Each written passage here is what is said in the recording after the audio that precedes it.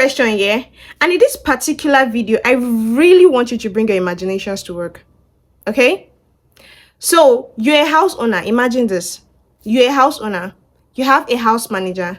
And somehow, over the last 60 years, your house manager has been collecting rent from you for a house that you own. And all of the money you make, your house manager insists that you take permission from him before you spend the money. And not just that, your house manager has the key to your safe. You can't access it, but your house manager can. That sounds absurd, right? That sounds like modern day slavery, modern day robbery. But I'm here to tell you that this is exactly what France is doing to 14 different African countries right now since 1945. These African countries are Benin Republic, Niger Republic, Burkina Faso, Chad, Cameroon, Central African Republic, Congo Brazzaville, Gabon, Equatorial Guinea, Guinea-Bissau, Senegal, Togo, Ivory Coast, and Mali. They introduced the system to these 14 African countries in 1945. That was after the Second World War, because France was broke at the time. They were looking for money to rebuild all that they had lost in the war. The economy was crumbling. So they introduced the CFA Franc to these 14 African colonies at the time. I'm going to tell you how this worked. So imagine you live in a neighborhood and everybody decides, oh, let's use one currency, one money. But the problem now is the person that prints this money, the person that controls this money, the person that keeps this money is not part of the neighborhood, doesn't even live anywhere close in the neighborhood. This is exactly how it worked. Because France made the CFA Franc not for France, but for its African colonies. So it was more like, even after these 14 countries gained their independence in the 1960s, they were able to elect their presidents, they were able to write their national anthem, and all of that. They didn't exactly get the freedom to use the currency they wanted. France insisted on them using this currency. And with the insistence of using this currency, there were rules. Rule number one, they were to deposit 50% of whatever sales they make from any of their natural resources. So you know that these African countries are resource-rich countries, natural resource-rich countries. So if they sell their gold, their oil, their uranium, whatever it was they sold, they are to ensure that 50% of these proceeds are sent to the French treasury. That doesn't make any sense, right? Let's keep going. The second rule was this: they had a fixed exchange rate. I'm going to explain this fixed exchange rate so you don't get confused. Now you have a business, okay? You go to the market every day. You run businesses.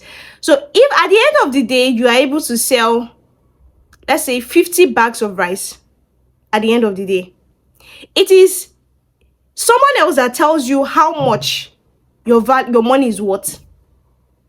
Let me explain. You sell 50 bags. And let me say your 50 bags you sell is $5,000, okay?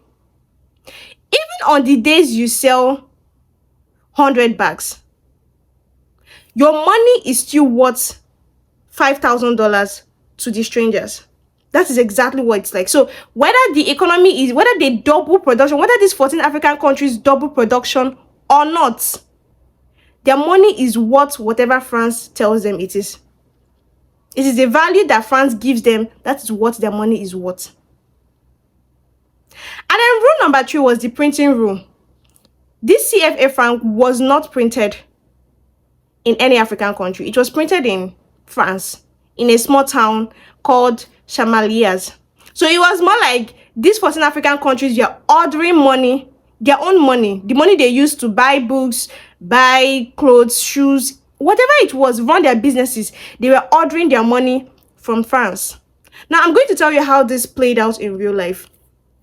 Take, for instance, Niger Republic. Niger Republic is a country that has one of the highest deposits of uranium. As a matter of fact, 1/3 of electricity that is powering most of France's nuclear electricity plants is gotten from Niger Republic. But guess what? Niger Republic is still one of the poorest countries on earth. The people there cannot even afford a light bulb. Like, they cannot afford to switch on electricity. But what they have is what is used to power France. Another country I'm going to tell you about is Ivory Coast. Ivory Coast is the world's largest producer of cocoa. the chocolate we eat today, most of it, like 90% of it, traces its origin back to Ivory Coast. But Ivory Coast do not process their own natural resources. Most of this cocoa is shipped to France and Europe, and then they are produced, they are processed there, and then whatever value they want to give, that is what they give to Ivory Coast. So it's more like Ivory Coast just own the natural resources, and then France and Europe gets the profit. In 1958, France held a referendum across all the 14 African territories, and it asked a simple question: do you want to remain in the CFA French system, or do you want to go your way?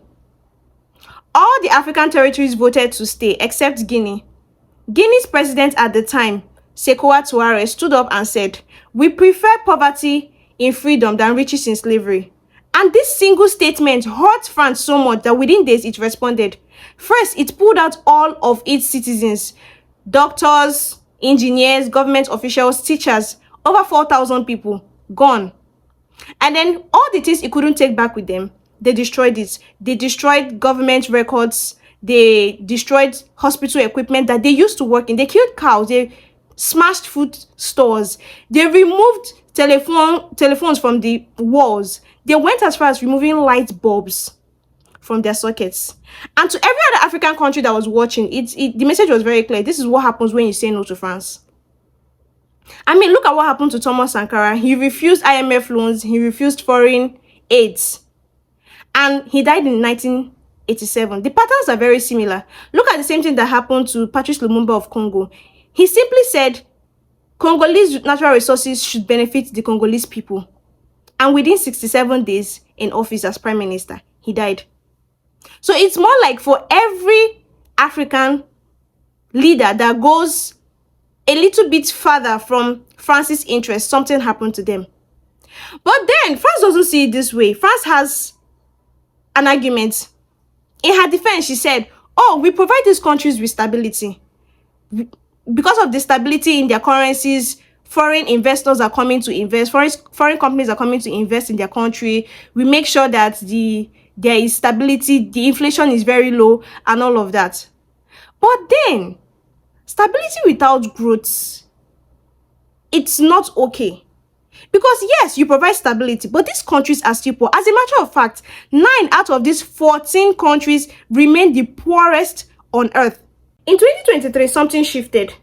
3 African countries sitting in the middle of West Africa, Mali, Burkina Faso, and Niger Republic, after seeing so much wealth leave their countries over the last 6 decades to France, decided to form an alliance. They called it the Alliance of Sahel States. They expelled French ambassadors and French troops from their countries. They shut down French military bases in the countries, and they decided to build their own currency from the scratch, and this currency would not be tied to France. In 2019, after being under so much pressure by African countries, France decided to make little changes, and they stopped requiring these 14 African countries to deposit half of their reserves in French banks. But all of this wasn't because France decided to go a conscience overnight, but because the pressure was too much, they could not ignore it. There's a new currency now which has been proposed to be launched, which is called the ECO. It was supposed to launch 2020, but it was shifted to 2025, and this is 2026. But then I guess building a new currency is quite complicated. So at the end of the day, it was more like in the 1960s, France gave them the anthem, gave them the flag, gave them their president, gave them their rights to make decisions, but they never got their money. So this is what neocolonialism looks like. I mean, you get the symbol of freedom, but we get every other thing that makes that happen. Patrice Lumumba said it, Thomas Sankara said it, Sekou Touré said it, and now a new generation is saying it very much out loud. So the question isn't about whether Africa would ever be able to take back control of their money. The question is, how long can France actually hold on? Drop a comment. Have you heard of CFA Franc before today? Don't forget to subscribe to this channel, because I bring world stories to you without confusion. I'm Miriama, and I'll see you in my next video. Bye.